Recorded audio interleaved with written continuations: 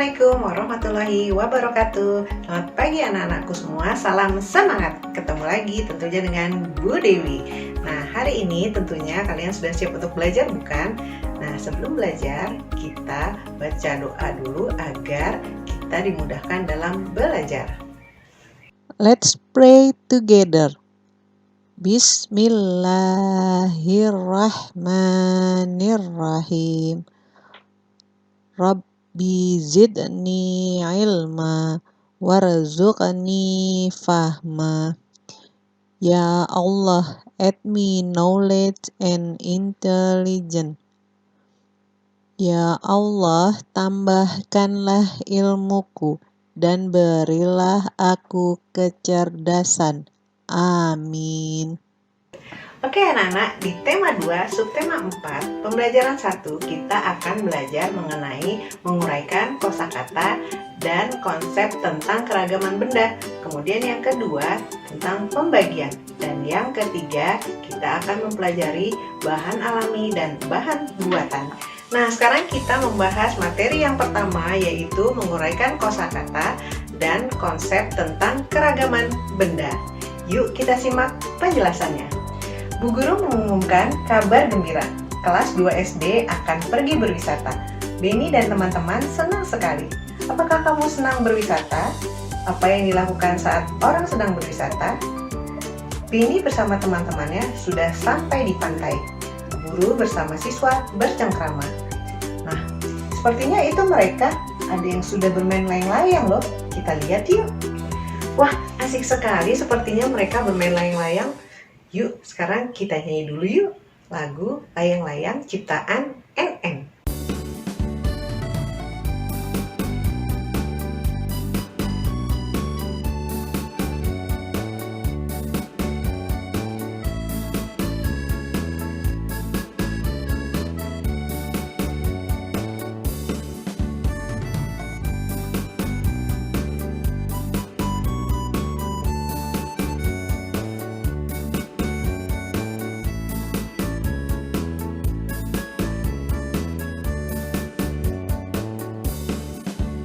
Ku ambil bulu sebatang, ku potong sama panjang, ku raut dan ku timbang dengan benang, ku jadikan layang-layang, bermain, berlari, bermain layang-layang, bermain ku bawa ke tanah lapang, hatiku riang dan senang.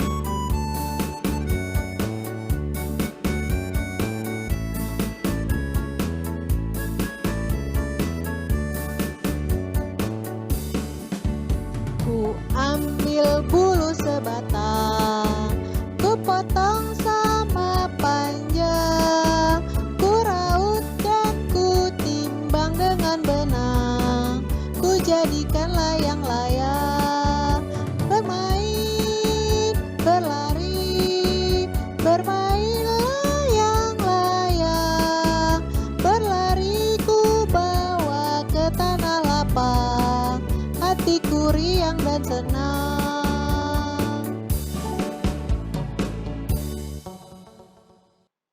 Oke anak-anak, bagaimana dengan lagunya? Mudah bukan? Nah, sekarang kalian yuk sama-sama kita bernyanyi. Kemudian jangan lupa rekam lagumu ya. Baiklah anak-anak, kita lihat percakapan Bu Guru dengan siswa-siswanya. Anak-anak, kita sekarang sudah di lingkungan pantai. Bagaimana perasaan kalian? Kata Bu Guru. Kami sangat senang, Bu, kata Beni. Sekarang silahkan bermain dulu, tetapi tidak boleh jauh-jauh. Paham anak-anak? Paham, Bu, sambut siswa. Bu, saya ingin bermain layang-layang, kata Beni. Boleh Beni, kata Bu Guru. Kalau kami ingin menulis-nulis di pasir, Bu, kata Lani. Silahkan, tapi ingat jangan terlalu dekat dengan tepi pantai ya, kata Bu Guru. Baik Bu, jawab para siswa. Sebelum bermain, ibu mau bertanya, benda apa saja yang ada di pantai? Kapal, pancingan, keranjang ikan, jaring, pelampung, dan sampan, Bu, kata Dayu. Pasir, batu air, dan kerang, Bu, kata Mei. Balon dan layang-layang, Bu, kata Udin. Pintar anak-anak, ibu semua beri tepuk tangan untuk kita semua, kata Bu Guru. Nah anak-anak, coba kalian perhatikan percakapan tadi. Apa saja tanda baca yang digunakan dalam teks yang kamu baca? Nah, kita lihat di sini ada tanda titik. Nah, apa fungsi dari tanda baca titik? Fungsinya adalah untuk menandai akhir dari sebuah kalimat. Kemudian tanda baca yang kita temukan lagi adalah tanda tanya. Nah, fungsi dari tanda tanya adalah sebagai penunjuk kalimat tanya. Nah, dari teks percakapan tadi, marilah kita bersama-sama menjawab pertanyaan sesuai dengan isi teks percakapan. 1. Bagaimana perasaan siswa ketika sampai di pantai? Perasaan siswa sangat senang. Yang kedua, siapa yang ingin bermain layang-layang? Yang ingin bermain layang-layang adalah Beni. Yang ketiga, apa yang ingin dilakukan Lani? Lani ingin menulis-nulis di pasir. Kemudian soal nomor 4 dan nomor 5 kalian bisa menjawabnya sendiri ya. Baiklah, sekarang kita masuk ke pembahasan yang kedua, yaitu pembagian. Beni dan Siti sedang menghitung layang-layang. Coba kalian perhatikan apa yang mereka bicarakan. Siti berkata, "Aku pernah membaca tentang membagi dengan bilangan 1. Beni menjawab, "Bagaimana hasilnya?" Siti berkata lagi, "Bagaimana kalau kita coba?" Beni menjawab, "Wah, ide yang bagus." Siti berkata, "Nah, kita kan sedang menghitung layang-layang. Di tanganku sudah ada 6 layang-layang. Kalau aku bagikan 6 layang-layang kepada Beni, berapa banyak layang-layang yang Beni terima? Langsung kita buktikan ya. 6 dibagi 1 sama dengan 6. Beni menjawab, "Kalau begitu, suatu bilangan jika dibagi 1, hasilnya bilangan itu sendiri ya." Nah, kalian ingat, suatu bilangan jika dibagi dengan 1, hasilnya bilangan itu sendiri. Coba kalian perhatikan contoh berikut. Kakek Beni memiliki 5 layang-layang.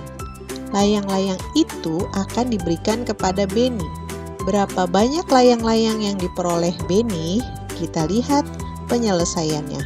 Pertama, layang-layang ada 5 dibagikan kepada Beni.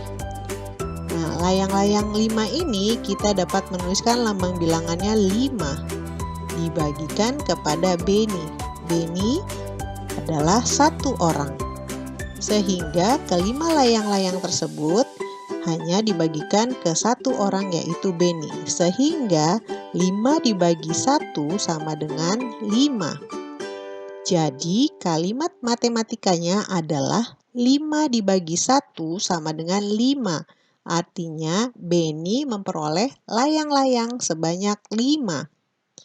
Kemudian kalian ingat lagi bahwa suatu bilangan jika dibagi dengan bilangan itu sendiri hasilnya 1. Contohnya misalnya 6 dibagi dengan bilangan 6 sendiri, maka hasilnya 1. Kita lihat contoh. Ayah Beni memiliki 2 pelampung. Ayah membagikannya kepada 2 kakak sepupu Beni. Berapa banyak pelampung yang diperoleh masing-masing kakak sepupu Beni? Maka kita tulis 2 pelampung, 2.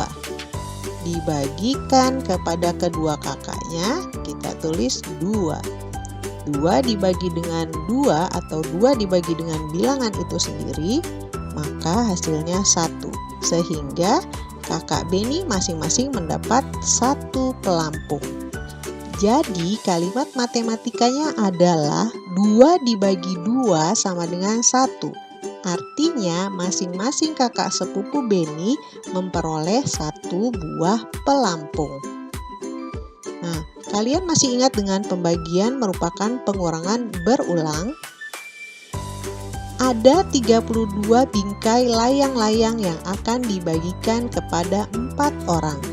Setiap orang mendapatkan bingkai sama banyak. Berapa banyak bingkai pada setiap orang? Mari kita jawab bersama-sama. Bentuk pembagiannya adalah 32 dibagi 4. Atau 32 bingkai layang-layang dibagikan kepada 4 orang. Bentuk pengurangan berulangnya kita mengurangi 32 dengan 4 sampai hasilnya 0.